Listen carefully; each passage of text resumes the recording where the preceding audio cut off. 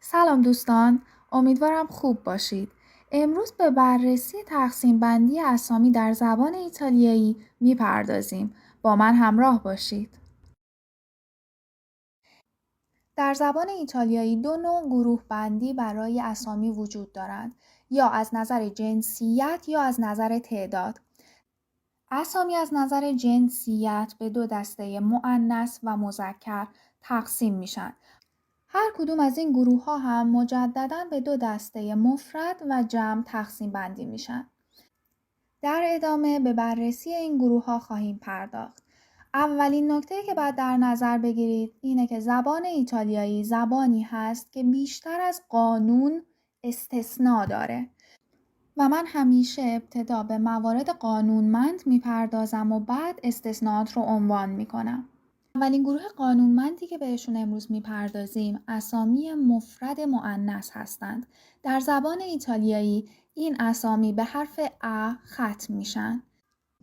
خب بریم چند تا مثال از کلمات مفرد مؤنث قانونمند ببینیم. بعد من تکرار کنید. کنکیلیا، فولیا، مانیولیا، lavagna, scarpa, biglia, paglia, caviglia, prugna, montagna. خب همونطور که دیدید قبلا شما با این کلمات آشنا شدید. توی جلسات گذشته به واسطه حروف خاصی که دارن و حروف ترکیبی که توشون به کار برده. و خب الان شما دیگه میدونید این کلمات علاوه بر تلفظ خاصی که دارند کلمات مفرد مؤنث قانونمند هستند که به ا ختم میشوند. بنابراین شما اگر کلمه ای رو ببینید که به ا ختم بشه، اگر این کلمه قانونمند باشه، میتونید سریع تشخیص بدید که این کلمه اسم مفرد مؤنث هست. اما خب اسامی مفرد مؤنث صرفاً توی این گروه گنجونده نمیشن، بلکه گروه‌های مختلف دیگه‌ای وجود دارند که به عنوان اسامی مفرد مؤنث شناخته میشن و در ادامه بهشون میپردازیم. گروه بعدی کلمات قانونمندی که به عنوان کلمات مفرد مؤنث شناخته میشن کلماتی هستند که به سیانه، زیانه و تریچه ختم میشن. بریم چند تا مثال از این کلمات ببینیم. بعد من تکرار کنید. stazione, attrice, esplosione, calcolatrice, funzione, televisione, lavatrice, colazione. خب تا اینجا ما با اسامی مفرد مؤنث قانونمند آشنا شدیم. خب بریم با کلمات مفرد مذکر قانونمند در زبان ایتالیایی آشنا بشیم و فراموش نکنیم که استثناءات بسیاری در زبان ایتالیایی وجود داره. اولین گروه از اسامی مفرد مذکر قانونمند کلماتی هستند که به حرف او ختم می شوند. بریم یه سری مثال ببینیم ازشون. بعد من تکرار کنید. aglio, pagliaccio, coniglio, gnomo, agnello, scudo, scoglio, panino, biglietto, scivolo. همونطور که میبینید این کلمات رو هم قبلا باشون آشنا شده بودید و الان میدونید این کلمات علاوه بر تلفظ خاصی که دارند جزو اسامی مفرد مذکر به حساب میاند. گروه بعدی اسامی مفرد مذکر کلماتی هستند که به اله، ایله و تور ختم میشن. بریم یه چند تا مثال از این کلمات ببینیم. بعد من تکرار کنید. scrittore، gladiatore، carnevale، fienile، calciatore، canale، cortile، vinile. اونجایی که زبان ایتالیایی بیشتر از قوانین استثناءات مختلف داره، الان با گروهی از کلمات آشنا میشیم که نه به ا ختم میشن، نه به او ختم میشن، نه توی هیچ کدوم از گروهایی که تا الان دیدیم قرار میگیرند. این گروه کلمات شامل کلماتی هستند که به حرف ا ختم میشن. این کلمات میتونن مؤنث یا مذکر باشن و شما به مرور زمان با جنسیت اونها آشنا میشید. بریم چند تا مثال از کلماتی که به حرف ا ختم میشن و مؤنث هستند ببینیم. بعد من تکرار کنید. chiave، voce، carne، noce. بریم چند تا مثال از کلمات مفرد مذکری ببینیم که به حرف ا ختم میشن. بعد من تکرار کنید. giornale، maglione، pesce، dolce.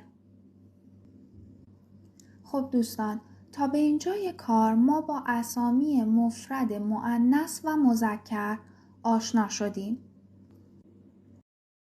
اولین گروهی که باشون آشنا شدیم اسامی مفرد مؤنث قانونمند بودند که به حرف ا ختم می شدند. این کلمات در حالت جمع به حرف ا ختم میشن. بریم حالا چند تا مثالی که توی حالت مفرد دیده بودیم رو در حالت جمع ببینیم. بعد من تکرار کنید. conchiglie، folie، magnolie، lavagne، scarpe، bilie، paglie، caviglie،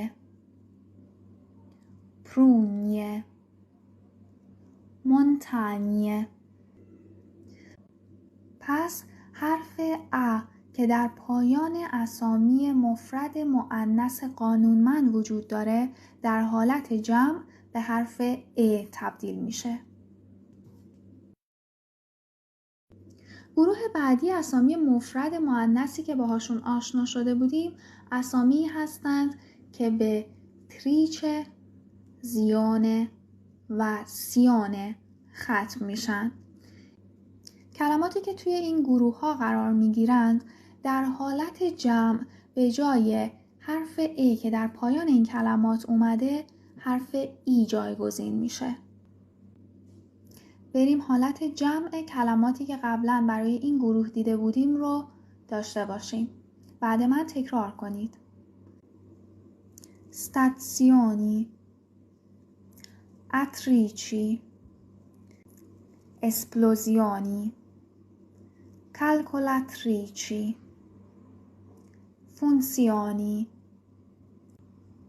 televisioni، lavatrici، colazioni.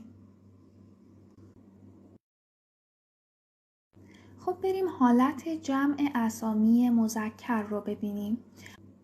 اولین گروه از اسامی مذکر قانونمند اسامی بودن که به حرف او ختم میشن. این کلمات در حالت جمع به جای حرف او به حرف ای ختم میشن. بریم حالت جمع کلماتی رو که قبلا برای این گروه دیده بودیم رو بررسی بکنیم. بعد من تکرار کنید. ali، pagliacci، conigli، gnomi، agnelli، scudi، scogli، banini، biglietti scivoli.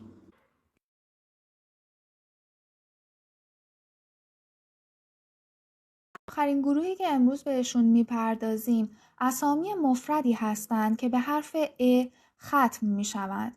همونطور که خاطرتون هست این اسامی میتونن مؤنث یا مذکر باشن و شما تنها به مرور زمان و با آشنایی بیشتر به زبان ایتالیایی از جنسیت اونها مطلع خواهید شد. خب بریم حالت جمع کلماتی که قبلا توی این گروه دیده بودیم رو با هم ببینیم. ابتدا کلماتی که جنسیت مؤنث دارند رو بررسی می‌کنیم. بعد از من تکرار کنید. chiavi، voci، carni، noci. و حالا کلماتی که مذکر هستند. بعد من تکرار کنید. giornali، maglioni، pesci، dolci.